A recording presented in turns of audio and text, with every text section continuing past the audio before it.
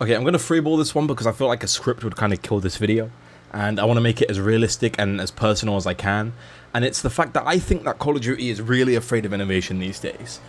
If you look back on old Call of Duty games from, let's say, World at War all the way up until Black Ops 2, they did feel very samey from both developers, but the difference you could feel between the gameplay between Treyarch's Call of Duty titles and Infinity Ward's, it was very obvious. They were built on the same engine, of course, because leftover code and everything, it would all be left behind, but they were built on the same engine but on different frameworks, so the gunplay fundamentals could still feel different. However, these days you've got things like the COD HQ and stuff like that that really just feels like it's killed the innovation, because you're not building on your own frameworks anymore, you're building on the COD HQ and basically making DLC for Modern Warfare. But yeah, it's to a few problems, in my opinion. I think that, innovation itself has died, and the problem is with innovation, Call of Duty is afraid of it, because every time they try to innovate, the community reaction is always very mixed. The first time they tried to innovate being in Call of Duty Ghosts, they tried to innovate on the basic gameplay fundamentals of movement and change dynamic environments and dynamic maps. They tried to do that, people hated it. I don't think it's because of the gunplay or the way the game flowed itself. Looking back and having played Call of Duty Ghosts again, played some private matches, the game actually feels pretty damn spectacular. But it's just that some things like certain score streak changes and overall map design in general were really just completely brain-dead decisions. I feel like they shot themselves in the foot. They took 2 steps forward, but then took like 4 steps back. It was very weird in what they did with the game. And just an FYI, I actually really like Extinction, and I think it was a much better game mode than people gave it credit for. But overall, they innovated and people didn't like it, and unfortunately that trend continued in essentially what the community dubbed the worst way possible. We moved on and we had Advanced Warfare, which was Sledgehammer's game, and it introduced the Exo movement for the first time, which went down as like a staple for like 3 more games. It was kind of hilarious because the community at first seemed to be like, yeah, it's okay, but the game overall is kind of dog. And it was overall kind of dog. They introduced Exo Zombies and it kind of sucked as well. But the movement overall, it made the gunplay quite a bit fun. Looking back on Advanced Warfare, I did have a good time playing the game, but overall, it wasn't the Exo movement that brought the game down. It was kind of the rest of it, the feel, everything. And then we have Black Ops 3. Which in my opinion is by far not even touchable as the best exoskeleton boost formula Call of Duty game, bar none. And it was really good. It innovated on the Exo movement. It turned it into a gauge system where you could span it as long as you have gauge left. You couldn't do like the dash forward that you could do from Advanced Warfare. But overall it changed things, and thank God they kept that stuff out of Zombies and kept it boots on ground and kept it fun. And then we had Infinite Warfare, which sort of took everything that Black Ops 3 did, gave it a basically Infinity Ward map design twist and stuff. Not a lot of people liked Infinite Warfare. Looking back on it, I do think the gunplay was very good, the map design was very good. It got definitely a lot more hate than it deserved, I think. But moving on, we had what I felt like was the first sort of like rocky feel with Call of Duty, where it was like Activision were probably scared, because I think it was Infinite Warfare for the first time ever was outsold. Call of Duty was outsold by Battlefield, being Battlefield 1, where they had returned or just gone straight to World War 1. So I think the effects of that basically made Call of Duty demand this boots-on-ground game with World War 2 by Sledgehammer. And it led to, unfortunately, I think what was a very rushed Call of Duty game that wasn't meant to release that year. I really don't think that was the game they were intended to make because of just how rushed it was. It did innovate, granted. It created the headquarters system, which I think was really cool. Sort of like a little hub world. But then you also had like the gunplay and everything that felt really weird. The game felt buggy. It was very strange. It didn't flow right. The systems weren't working right. The classes were wrong and everything. Like a couple months later, I would argue that this might have been one of the best Call of Duty games ever. I'm not even being ironic when I say that. The game, after a few months, after it sorted itself out, was genuinely one of the best Call of Duty experiences ever. The zombies was terrible. Just remove zombies from that equation at all. But overall, the game did innovate. It took it back to some basics while adding some new things, some cool things. But that's about where it is at that point. And then we had Black Ops 4. Now, Black Ops 4 was very different. It was a futuristic setting, more in line with Black Ops 2 than it was Black Ops 3, because it was a prequel to Black Ops 3, of course. However, the game really did have remnants of what I think was a completely different game in terms of movement. I do think this game was meant to have the boost exoskeleton formula, and last second, I think Treyarch and Activision collectively shit their pants. and were basically told, like, get rid of that now. And, of course, they also tried to add the manual healing system, and I don't know what all that was about. That was such a strange thing to do. And even down to, like, the fundamentals of zombies they changed in this game, so they were trying to innovate, but it was innovation in, like, all of the wrong places. It was so strange. And obviously, I think stepping back from the boost formula, I think if they just went balls to the wall and made, like, a better version of Black Ops 3, this could have had the potential to be one of the best Call of Duty games of all time, especially because the gunplay in Black Ops 4 was actually really fucking good. But then it just all came crashing down. And not to mention, something in the in the free-to-play gaming space was getting really popular at this point. And Activision were more than definitely feeling the heat from this, and I'm pretty sure they basically forced Treyarch to make Blackout, and it was Raven Software, I think, that also helped make it. They definitely didn't want to. You could definitely tell with how clunky the game was and how rushed it felt. But I think due to this, a lot of the team was forced into doing a few things, and something that goes without saying with Black Ops 4 is that it had no campaign, and I think Blackout may have been one of the biggest parts of that, as well as that there's a lot of remaining remnants of code and things that would imply this game was meant to have way more to zombies than we ended up having. We were definitely meant to have more DLC with this one beyond the Tag the Totem map. There was definitely meant to be remakes for this game. It was definitely meant to be more in depth. The story was meant to be a lot more driven. You could definitely tell through quite a lot of the code that a lot of those assets and things, a lot of that team focus went straight to Blackout. And as well as that, it doesn't help that later on, Sledgehammer were developing a game based in the Cold War that they basically had a falling out with Activision with, and they weren't happy with the state it was in, and they essentially just grabbed everyone at Treyarch and went, all right, boom, straight to it. It's a Black Ops game now. And that's where Cold War comes from, but we'll get to that later. There's a few things to talk about with that. But moving on from that, we have Modern Warfare 2019, which in my opinion, as a standalone Call of Duty game, without thinking of the effects that this game had on the future of the franchise, was insanely good. I think the gunplay was fantastic. It was phenomenal. It was spectacular. So probably the best in the franchise it's ever been. Right? We had that. And then we had great maps-ish kind of thing. We did have a camper problem in this game for a very long time, to the point that it was actually part of the problem for the entire game's life cycle. But they felt like a return to form for Call of Duty. It felt like it innovated and added things that needed to be added. It went back to the basics of a milsim kind of arcade shooter in modern times. It was literally took place, I think, in the year that it came out. It took place in 2019, if I'm not wrong. But it was very good. And then we had Call of Duty Vanguard come out. Now, it also goes without saying, probably what a lot of people blame the downfall on Call of Duty these days on came out during Modern Warfare 2019's life cycle, and that was Warzone. The original Warzone ran from, I believe it was Modern Warfare 2019 through Cold War to Vanguard, and now I actually skipped over Cold War. I didn't mean to. But going back to that, talking about Cold War, it came out and it had a noticeably different feel to the gunplay, the weight of the movement, everything. The map design, the artistic direction, everything was so different. And so were zombies, of course. They really changed zombies this year, but I'm not talking about zombies much. So, you know, just to say a few things, we're in a different storyline now. The ether collapsed, we're in the dark ether. You know, different perk systems. They reintroduced the original perk system like Juggernog and all that, brought the crutch perks back and added class systems to the game with like loadouts and field upgrades.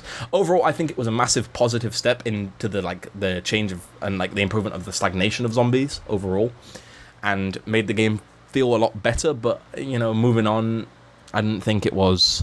I think they've kind of fumbled the bag a little bit. But anyway, now we can ignore Black Ops Cold War. It was the last original feeling Call of Duty game, in my opinion. Then we had Vanguard, and it was very, very clear that Vanguard was basically an attempt to recapture World War II, but they built it upon the same, I guess, framework that Modern Warfare 2019 was. You could feel it in the gameplay, in the gunplay. Everything moved the same. Everything felt the same. It was very strange, but you could feel it. And I think it was, you know, because they were probably rushed to make Vanguard after World War II started getting a bit more popular, after it was finished, like, with its cycle.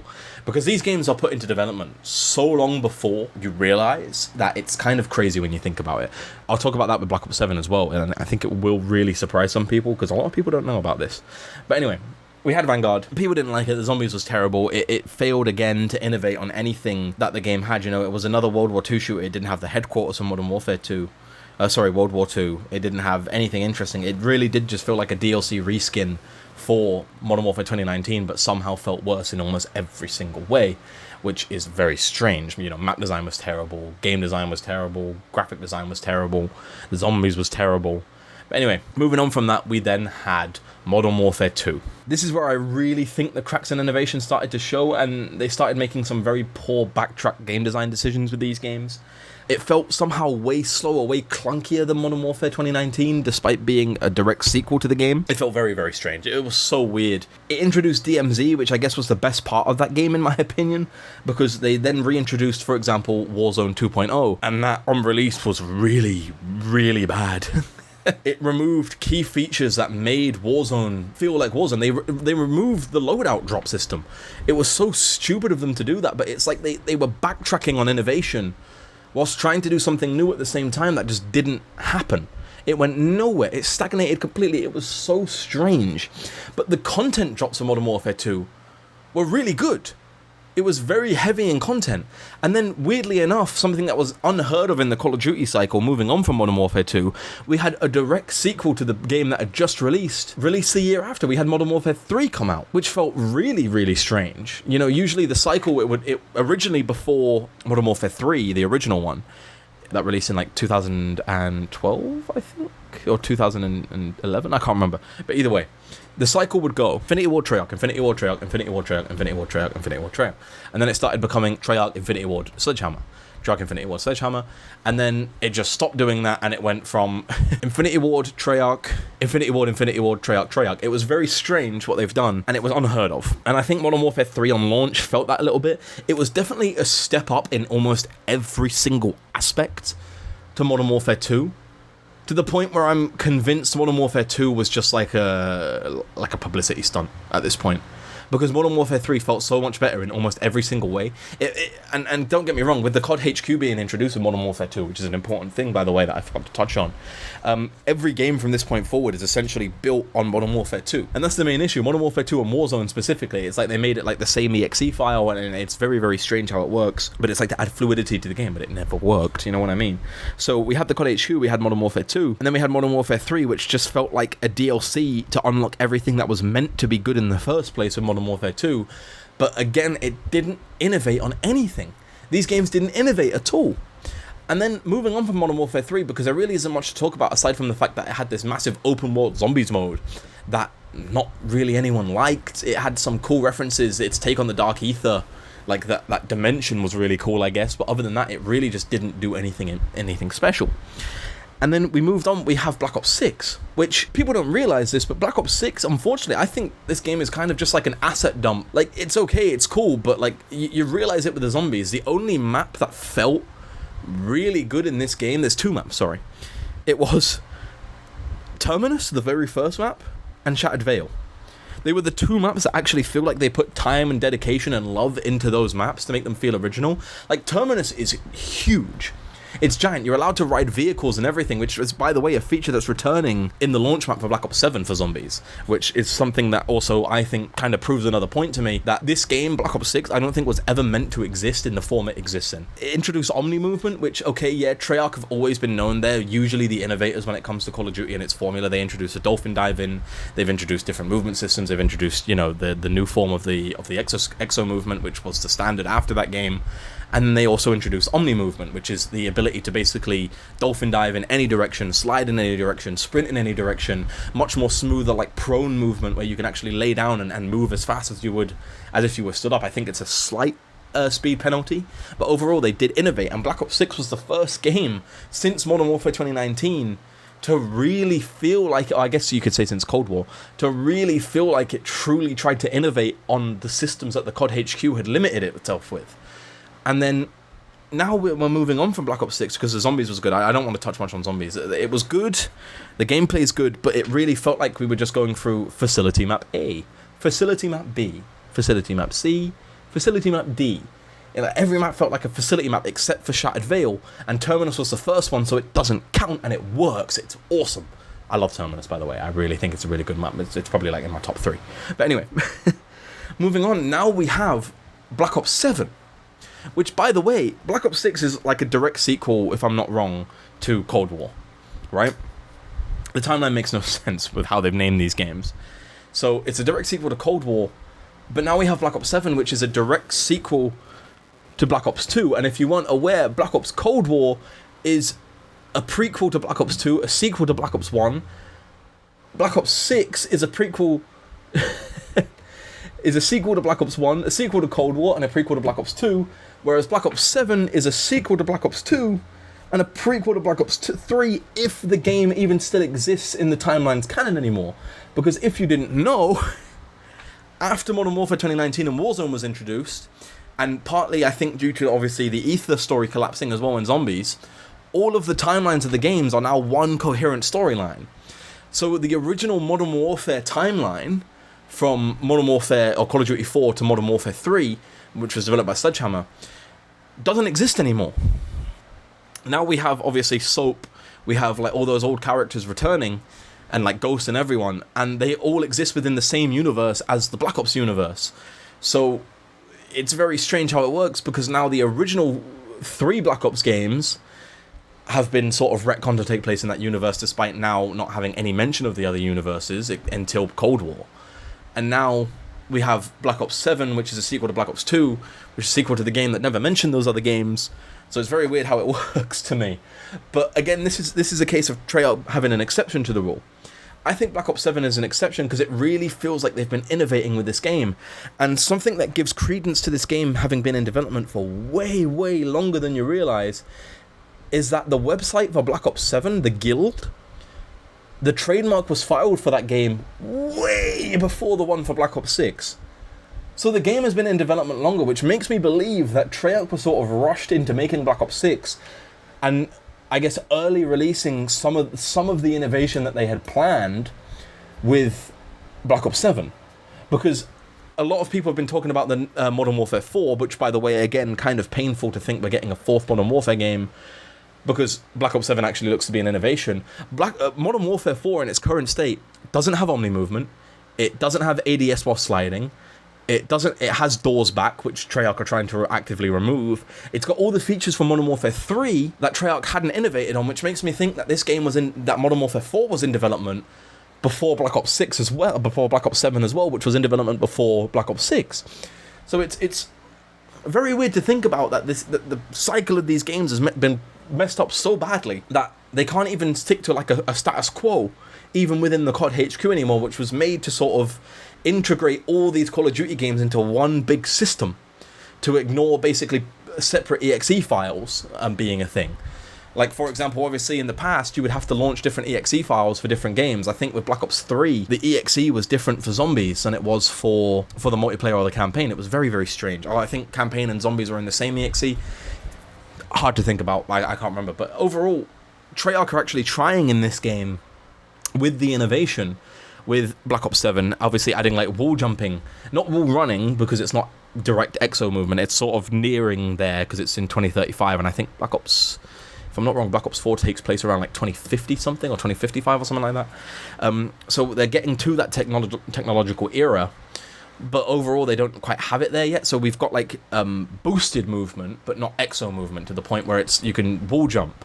And you can see in the map design, the game was designed to have these wall jump areas, similar to how it was in Black Ops 3, where there were obvious places where it would incentivize you to wall run, to shoot whilst you're wall running, and do all that kind of stuff. And I think that was really cool. And I think that's really cool that Treyarch are doing this. And it's like innovating on the HUD, making it look unique, and hopefully, my main hope is that somehow, despite being built on the COD HQ, they managed to make the gunplay feel unique this time. I do not want Modern Warfare 2 4, you know what I mean? Which is what we're getting with Modern Warfare 4, clearly, because they've failed to innovate correctly in this game, and it's like a disaster by the looks of things. We know that the zombies in this game is very different, and this is where I also think they're afraid to innovate at some points.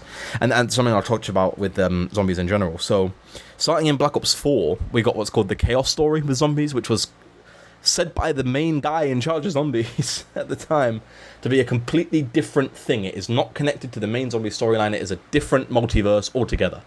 And then, starting from Cold War, we started getting references to that Chaos story, implying that it's not a different multiverse and that it is within the same multiverse that the Ether took place in, or at least it took place after the Ether collapse and in the Dark Ether storyline, and we just didn't know it, which still doesn't excuse it. And for example, we had Prima Materia, and now we're literally hunting in Black Ops 6. We were hunting the Sentinel artifact, which was like one of the main things in the Chaos storyline, one of the main creations of Prima Materia, and shit like that. So it's and it seems like they're afraid to innovate to the point where even now, with the final DLC for Black Ops 6 Zombies having released, and the end cutscene revealing, and the Treyarch obviously live stream revealing that we're playing as either the 4 members of the crew from Cold War upwards, or we're playing as not Cold War, but Black Ops 6 onwards, or we're playing as the original 4 who should not exist anymore.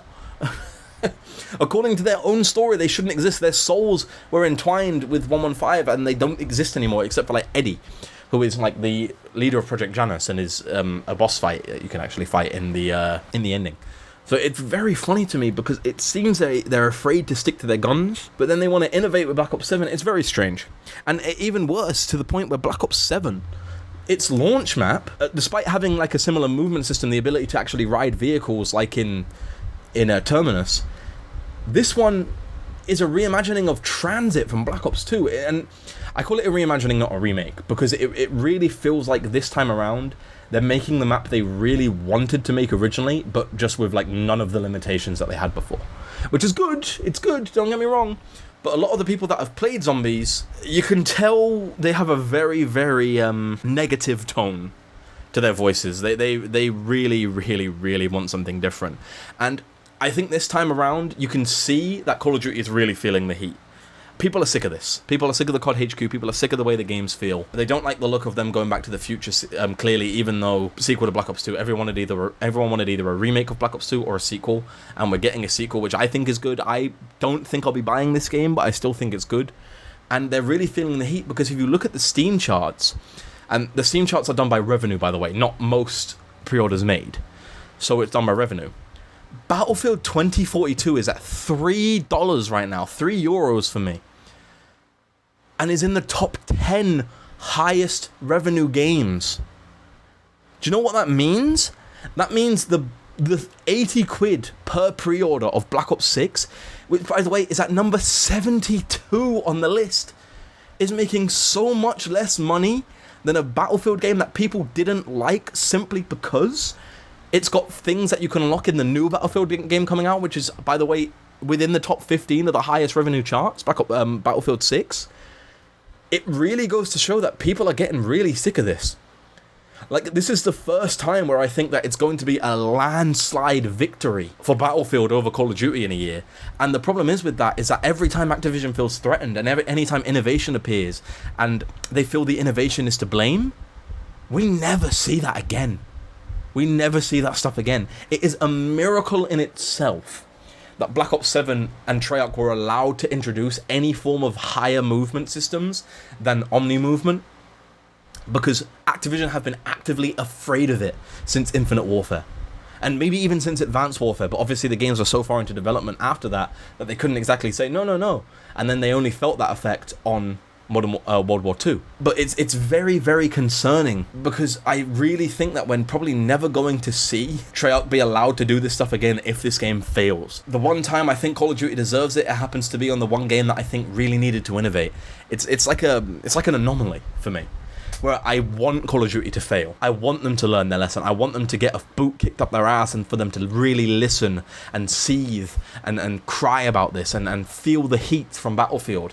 But at the same time, I don't want the future of Call of Duty to be stifled, because Activision is actively afraid to innovate because of these situations where they do innovate and they just shit their pants collectively if the game doesn't sell too well or is received negatively. It's a real shame that this is happening, but it's unfortunately something that has to happen. But it really shouldn't. You know? Black Ops 2 was a fantastic game. It was well received critically. It was praised. Everybody loved Black Ops 2. Black Ops 3 was praised. But because it's coming out at a time where COD fatigue is so high, people are so sick of this shit and the way the games feel. And it doesn't help that the presentation that Black Ops 6 gave was so minute just because of Call of Duty Next coming in September. It really did just damage the reputation of Treyarch at the minute. And it really shows in the sales figures. At the minute on PlayStation, yeah, but the Vault Edition of Black Ops 6 is actually quite high, which is fair. But Battlefield, both of its editions are higher, and that's so unusual. It's the one time since maybe Battlefield 1 that Call of Duty has felt any pressure from an FPS title, and every time Activision feels pressured, they double down and they freak out. They really do, and it's a serious problem. Oh, it just sucks. It's a situation that I think has been spurred by their own problems and their own refusal to listen to the people, and obviously Warzone being a thing, basically ruining COD by creating the COD HQ as a side effect. It's just, I don't know. I feel like the game desperately needs to abandon the COD HQ. COD games need to feel like the developers that made them again. And that's the best way I can put it. COD games don't feel like their developers' visions anymore. They feel like the vision of Activision alone, and they're cash grabbing. That's what it feels like. And it gets to the point with Black Ops 6, you can tell it feels so rushed, even just by the content release schedule of it. There's been like nothing for this game in comparison to like Modern Warfare 3. Modern Warfare 3 being what I think was the original intended game, which is what I think Black Ops 7 is going to be, and it's already looking promising for Black Ops 7's content cycle. You can tell that Modern Warfare 3 had so much content because they gave them more time from Modern Warfare 2 to then to actually give it a shit ton of stuff. Whereas, like Modern Warfare 2, Black Ops 6 almost has nothing, but I feel like Black Ops 7 is going to just be bombarded by stuff to do, content, map drops, camo drops, challenge events, things like that, zombies maps, everything. It's going to be very, very interesting how the year plays out. And especially with Battlefield being the massive elephant in the room, like this elephant is bigger than the room, you know what I mean? It's going to be a real problem, I think, this year for Call of Duty and Activision. In a perfect world, both of them can exist. Both of them can exist successfully, and, they're both going to be successful, like it or not. They both have high pre-orders. But Battlefield is destroying Call of Duty this year on PC. At least on PC, and by the looks of it, by pre-orders on console too. But anyway, I'm going to end it here before this video gets to over 30 minutes. I don't want to go for that long. But anyway, that's what I've been saying. I've been Jake Plays. I'm ranting at this point. And I'll see you in the next one. Peace. And thank you so much for watching. This is like my 4th take of this video. I really could not get my words right. Bye-bye.